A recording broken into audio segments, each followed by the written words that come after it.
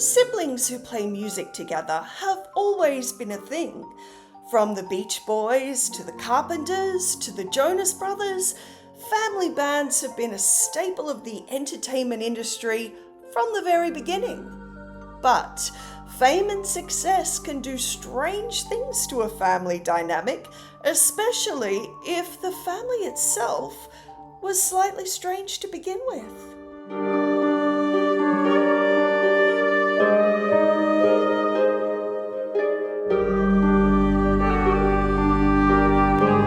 I'm Heidi, and this is Obsession, where we talk about weird true stories and we illustrate them. Today, we're going to talk about Victorian era superstars, the Sutherland Sisters.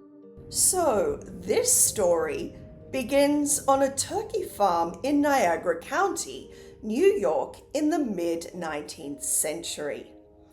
Fletcher Sutherland and his wife Mary had big aspirations.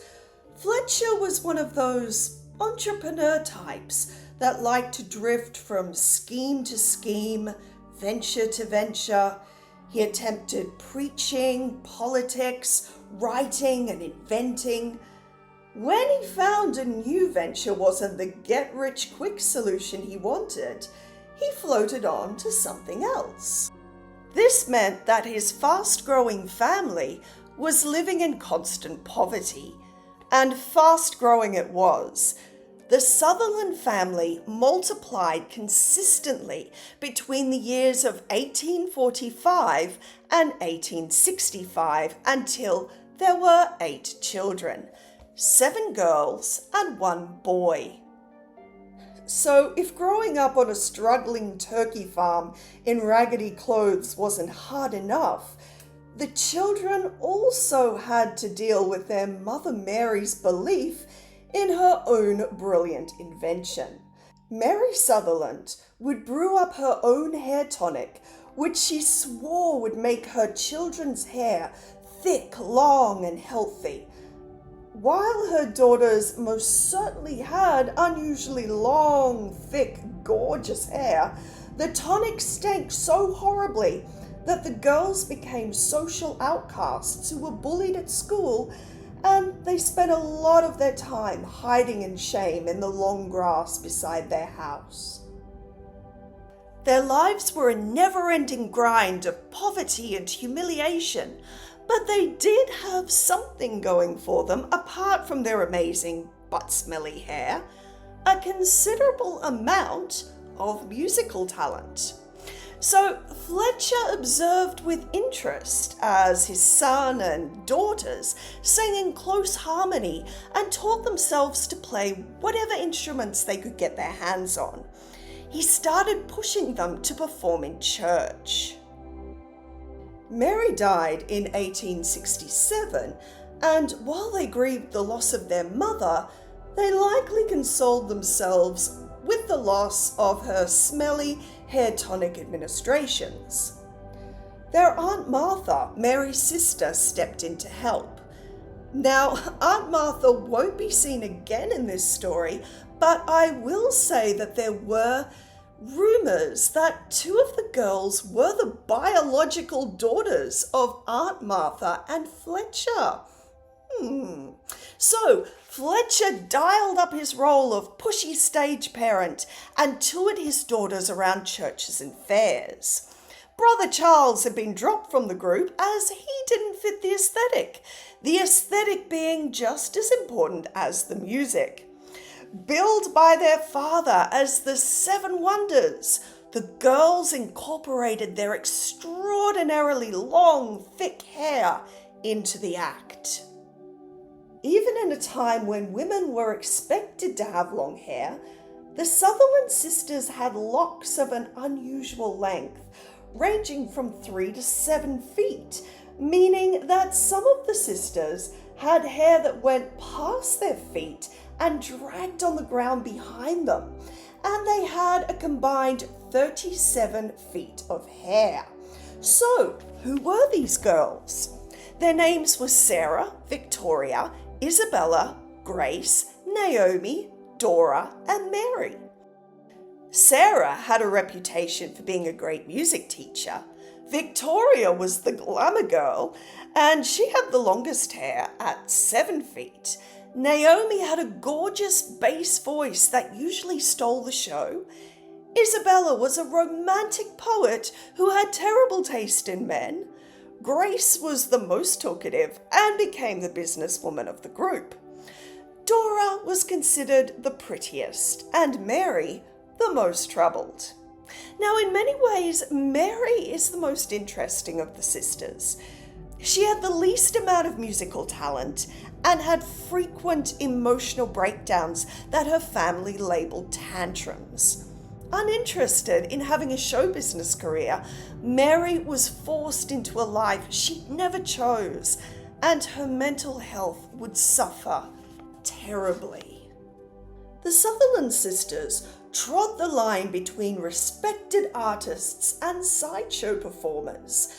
What set them apart from most fairground and circus performers was their repertoire of gospel music and the sort of old ballads loved by the grandmothers of the time. At the end of their musical performance, the sisters would stand with their backs to the audience and unroll their amazing hair. This had the potential to be shocking.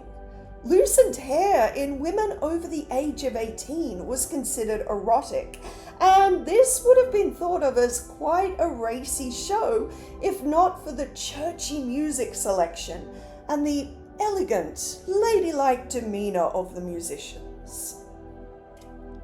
In 1880, the sisters made it to Broadway, and while they now had the acclaim and celebrity, they didn't have the riches that their father still dreamed of.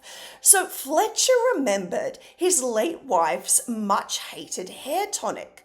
Her recipe had died with her, but Fletcher managed to have a whole other tonic mixed and patented as the 7 Sutherland Sisters Hair Grower Tonic in 1882.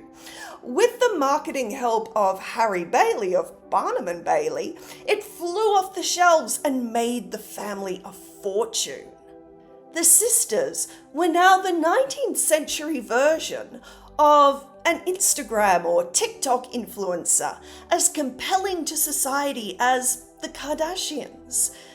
They sold over 2.5 million bottles of tonic, and in a few years, the family had around $3 million, an astonishing amount of money for that time. Now, this product was made up of questionable ingredients that probably wouldn't be allowed in hair products today, and it's likely it didn't contribute to the growth of thick, fast-growing curls.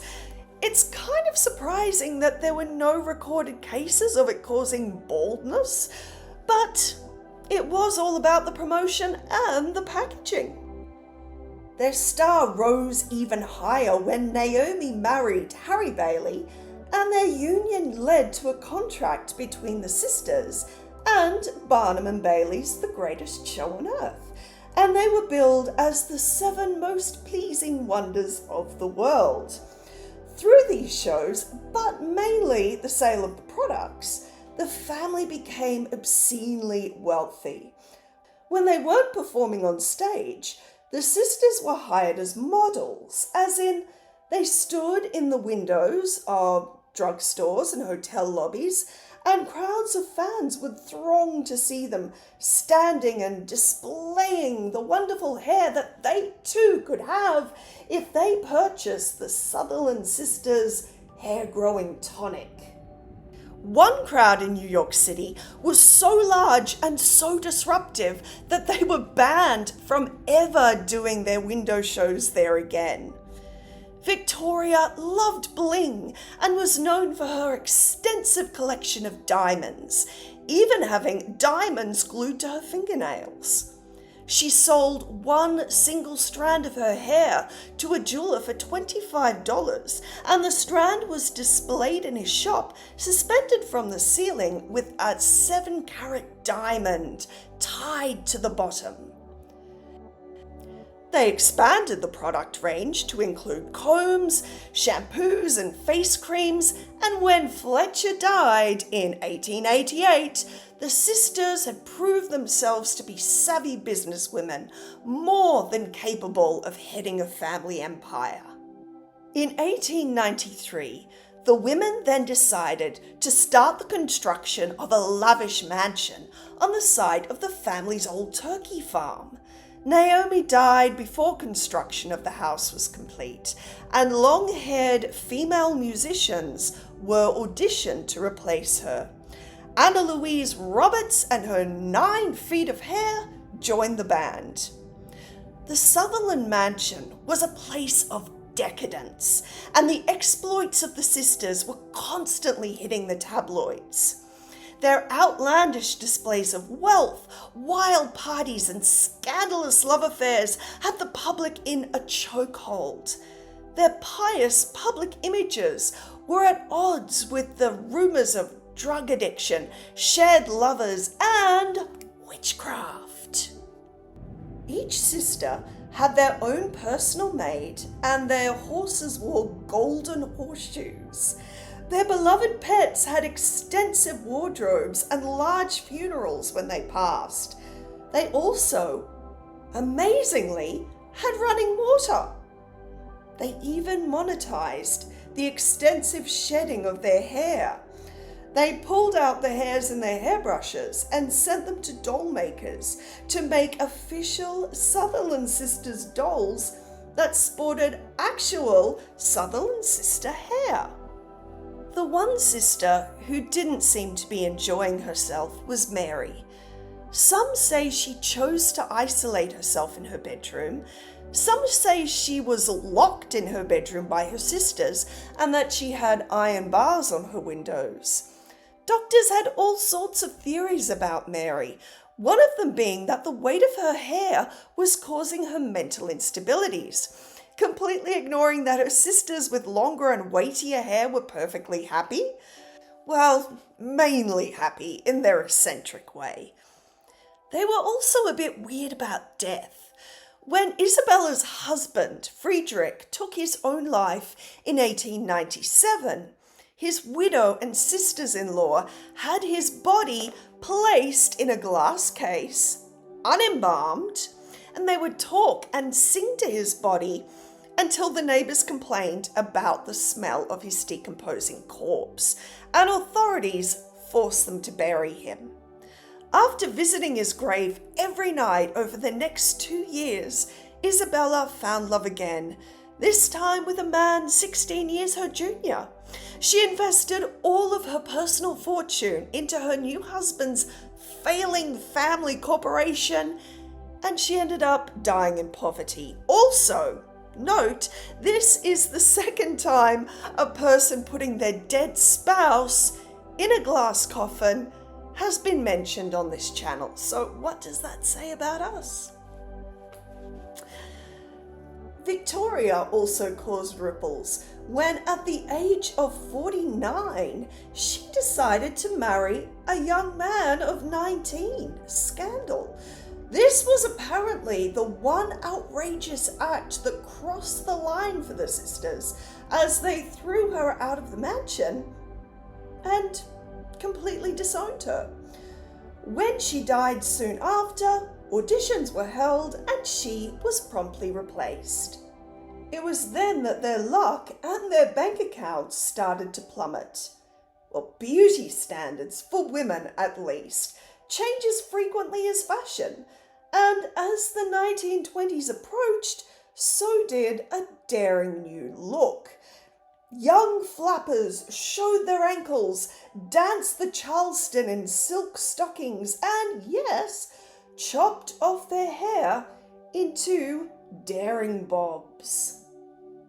Long hair was suddenly dowdy, oppressive, and completely at odds with the wild and rebellious look of the modern woman. Now that long hair was not coveted, products that promised hair down to your feet simply didn't sell. Their act was getting stale as well, as people were flocking to movie houses, not to the sideshow to see middle-aged women sing church songs. Their wildly lavish lifestyle meant that they'd never managed to save much of their millions, and the sisters realized that they were going broke. The eldest, Sarah, died, and like Friedrich, her body was kept on display until they were forced by the authorities to bury her. In 1919, they made the decision to travel to Hollywood, planning to sell their story to a production company. This venture ended in tragedy. Not only did the deal never happen, but Dora was killed in a car crash just outside of the city. The two remaining sisters, Mary and Grace, left Los Angeles without claiming her cremated remains, as they simply couldn't afford to. And the story only gets sadder from here. Mary and Grace struggled away in such financial ruin that they could barely feed themselves. The 7 Sutherland Sisters brand officially ended in 1931, and the mansion had decayed to the point where it couldn't be sold and it had to be abandoned. This mansion, once home to the most glittering and ostentatious displays of wealth in the country, caught fire and burnt down in 1938. Mary died 1 year later in the Buffalo State Asylum for the Insane. Grace spent the next 7 years in horrific poverty until she too died at the age of 92. The last of a family of forgotten superstars was buried in an unmarked pauper's grave. So, that was the story of the Sutherland Sisters, victims of the fleeting nature of fame and beauty. I will finish this drawing, so wait till the very end to see the finished result. Thank you so much for joining me. Please like and subscribe, it really helps the channel. And stay safe, stay well, and if you come into sudden fame, live your life as joyously as you want, but please put some money into a high-yield savings account. It really helps. All right, see you next time. Stay magical.